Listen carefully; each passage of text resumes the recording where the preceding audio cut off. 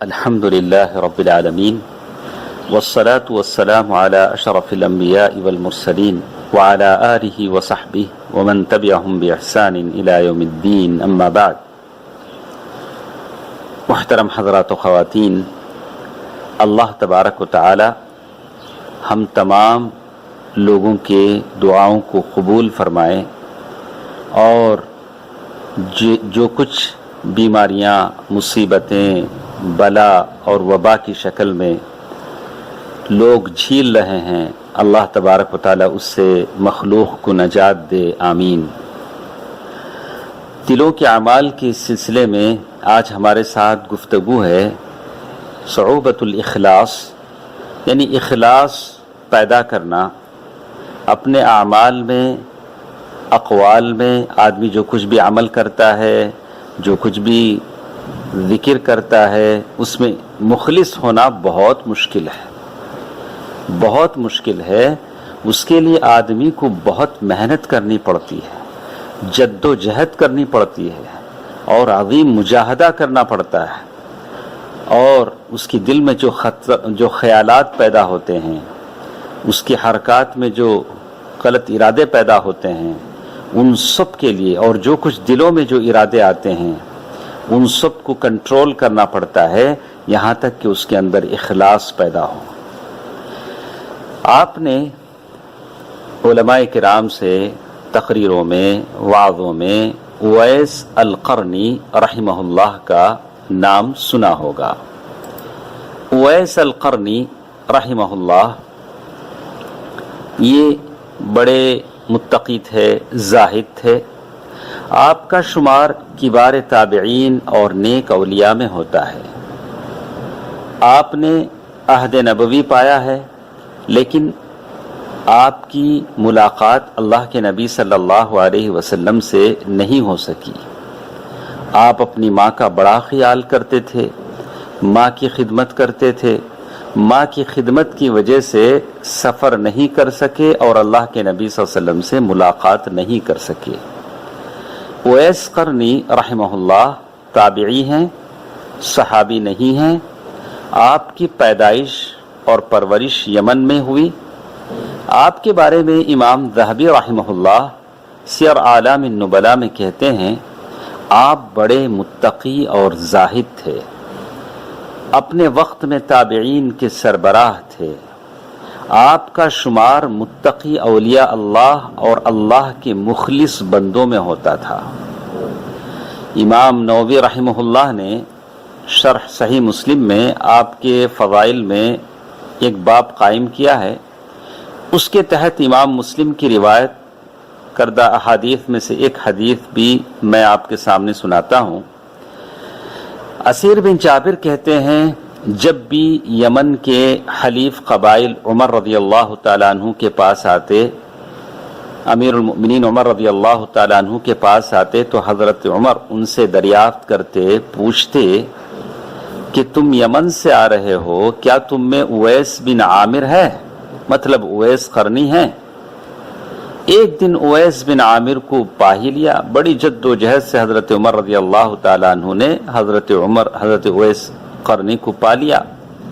تو عمر رضی اللہ تعالیٰ عنہ نے اویس قرنی سے پوچھا، تم اویس بن عامر ہو، مطلب تم اویس قرنی ہو؟ انہوں نے کہا کہ ہاں. پھر عمر رضی اللہ تعالیٰ عنہ نے ان سے پوچھا، قبیلے کے تعلق سے پوچھا. پھر ان کی بعض نشانیاں پوچھیں کہ تمہیں برس کی بیماری لاحق تھی جو اب ختم ہو چکی ہے، صرف 1 درہم کے برابر جگہ باقی ہے. انہوں نے کہا کہ ہاں بالکل ٹھیک ہے. اور ایک نشانی پوچھی کہ تمہاری والدہ ہے؟ انہوں نے کہا کہ ہاں ہے. پھر حضرت عمر رضی اللہ تعالیٰ عنہ نے ایک حدیث ان کو سنائی کہ میں نے رسول اللہ صلی اللہ علیہ وسلم کو سنا ہے کہ آپ نے فرمایا، تمہارے پاس یمن کے حلیف قبائل کے ساتھ اویس بن عامر آئے گا. اس کا تعلق قرن قبیلے کی شاخ مراد سے ہوگا. اسے برس کی بیماری لاحق تھی جو کہ ختم ہو چکی، صرف 1 درہم کے برابر باقی ہے. وہ اپنی والدہ کے ساتھ نہایت نیک سلوک کرتا ہے. یہ تمام نشانیاں اللہ کے نبی صلی اللہ علیہ وسلم نے اویس القرنی رحمہ اللہ کی پہلے ہی صحابہ کرام کے سامنے بتا دیا تھا، اور یہ بھی کہہ دیا کہ اگر اللہ تعالی پر قسم بھی ڈال دے اویس قرنی تو اللہ تعالیٰ اس کی قسم پوری فرما دے گا، اگر تم اس سے اپنے لیے استغفار کروا سکو تو ضرور کروا لینا۔ حضرت عمر رضی اللہ تعالیٰ عنہ نے کہا کہ اویس، اللہ نے تم سے مجھے ملاقات کرا دی ہے، یہ اللہ کے نبی صلی اللہ علیہ وسلم کے زمانے کے بعد کی بات ہے، لہذا اب آپ میرے لیے مغفرت کی دعا کریں۔ اللہ کے نبی صلی اللہ علیہ وسلم نے کہا ہے کہ اگر اویس قرنی سے ملاقات ہو جائے تو اس سے اپنے استغفار کرا لو، تو انہوں نے حضرت عمر رضی اللہ تعالیٰ عنہ کے لیے مغفرت کی دعا فرمائی، مغفرت کی دعا فرمائی۔ پھر عمر رضی اللہ تعالیٰ عنہ نے ان سے دریافت کیا، آپ کہاں جانا چاہتے ہیں؟ انہوں نے کہا کہ میں کوفہ جانا چاہتا ہوں۔ عمر رضی اللہ تعالیٰ عنہ نے کہا کہ کیا کوفے کے گورنر کے نام خط نہ لکھ دو، آپ اسی کی مہمان نوازی میں رہو گے؟ تو انہوں نے کہا کہ میں گمنام رہوں تو مجھے زیادہ اچھا لگے گا۔ یہ اولیاء اللہ کی نشانیاں ہیں، وہ گمنام رہنا چاہتے ہیں۔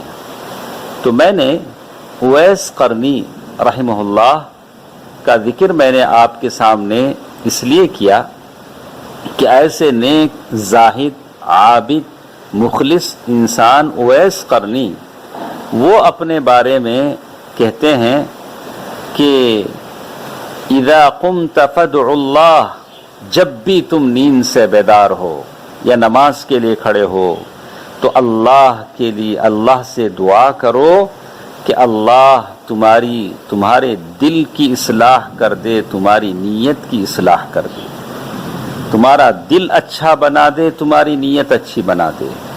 فَلَن تُعَالِجَ شَيْئًا أَشَدَّ عَلَيْكَ مِنْهُمَا، اس لیے کہ ان دونوں کو اچھا کرنے سے زیادہ بڑا مشکل کام کوئی اور نہیں ہے۔ اللہ اکبر۔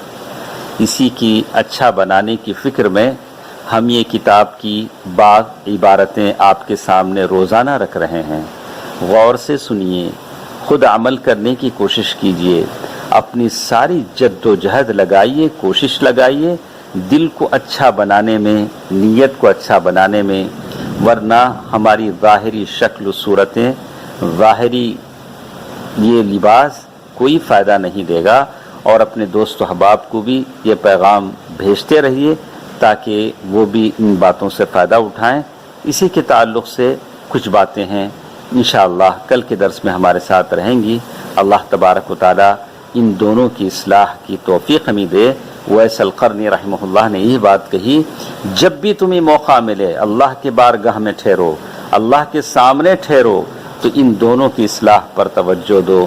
ان یصلح لک قلبک ونیتک، تمہارا دل اچھا ہو جائے اور تمہاری نیت اچھی ہو جائے، یہ سب سے بڑی چیز ہے۔ اور اس بات کا ذکر صفوۃ الصفوہ کتاب میں مذکور ہے۔ اللہ تعالیٰ مجھے اور آپ کو عمل کی توفیق دے، آمین۔ والسلام علیکم ورحمۃ اللہ وبرکاتہ۔